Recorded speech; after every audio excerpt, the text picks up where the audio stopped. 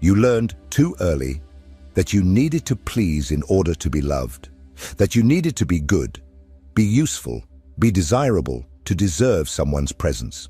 And so you built a persona, a carefully crafted mask, to fit into the desires of others. But every time you mold yourself to fit someone else's expectations, you drift a little further away from who you really are. Carl Jung called this the persona, the character we create to survive in the social world. It is necessary, but when we start to believe that we are only this mask, we begin to suffocate the self, our true self.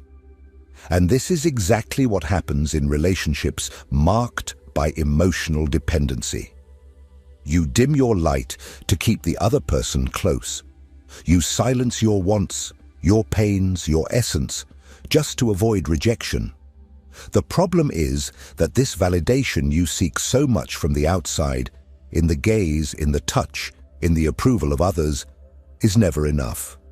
Because no matter how much the other person tells you that you are amazing, if deep down you feel like you are living a lie, you will continue to feel empty. It's like trying to satisfy hunger with wind. This emptiness that eats away at you is not longing for the person.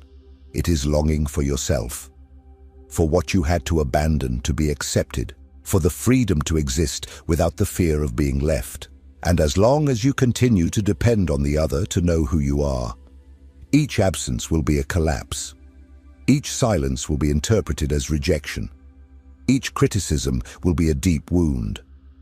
And that's where anxiety is born. That tightness in your chest, the insomnia, the obsession with messages, the constant emotional vigilance. Because deep down, what you fear is not losing the other. It is being forced to look at yourself and realize that you no longer know who you are without that relationship. But this anxiety is not your enemy.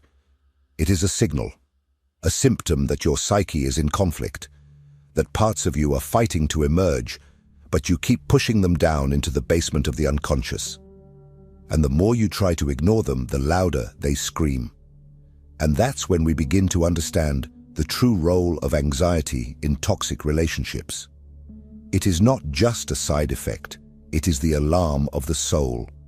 And to face it, you need to go beyond the symptoms. You need to confront the causes.